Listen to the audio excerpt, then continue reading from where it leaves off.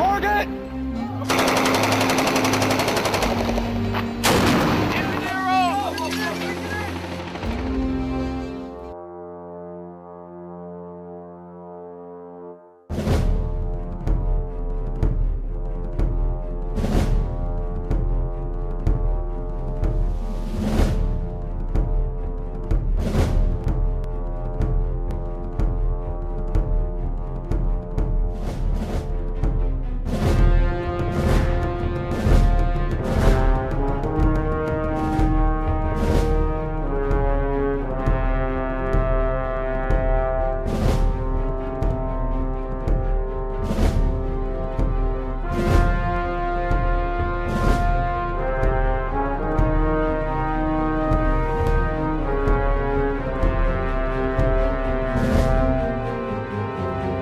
Fighting house to house is the dirtiest of all fighting.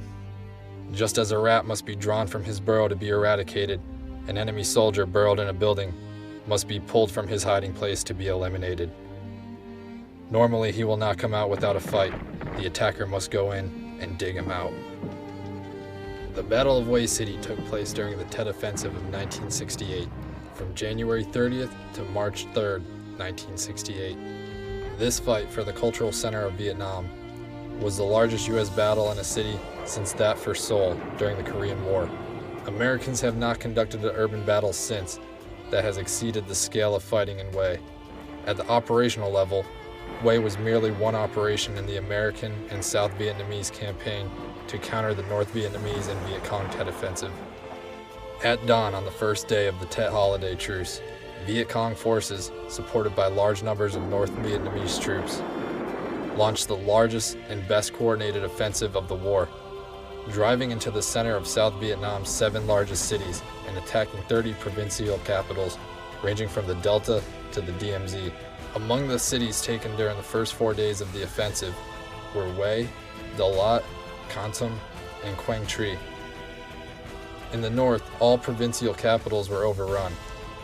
At the same time, the enemy forces shelled numerous Allied airfields and bases. During the initial phase of the Battle of Hue in late January 1968, Sergeant Alfredo Cantu Gonzalez and his unit were sent by truck convoy to reinforce units in the city. When the convoy came under fire January 31st, he led his men in the clearing of the area. Further down the road, he received shrapnel wounds while carrying an injured man to safety. When the convoy was halted by a machine gun bunker, he led his platoon toward the position and destroyed it with hand grenades. Eventually reaching the city of Hue, his unit became engaged in heavy combat. Gonzalez was seriously wounded on February 3rd, but refused medical treatment. The next day, when a large North Vietnamese force inflicted heavy casualties on his company, he used anti-tank weapons to fire on the fortified positions. He successfully checked the North Vietnamese advance and silenced a rocket emplacement before being mortally wounded by a rocket. He took cover in the St. Joan of Arc Catholic Church, where he died. For his actions during the Battle of Hue, from January 31st to February 4th, 1968, Gonzalez was awarded the Congressional Medal of Honor. By the end of the Battle of Hue City, 142 U.S. Marines were killed in action and 857 wounded, while the North Vietnamese suffered 5,000 casualties and countless more wounded. The battle for Hue City was a very intense battle with staggering losses. The way I reflect on that with the history wearing the uniform is it's very humbling.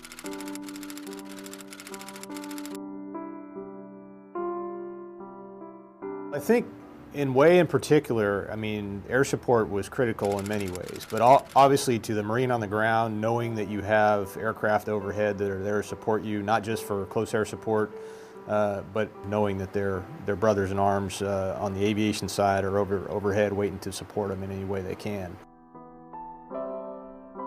Gaining and maintaining air superiority in any theater is always a priority. The ability to insert and extract Marines in Hue City allowed ground forces to stay in the fight, while at the same time providing injured Marines the help they needed.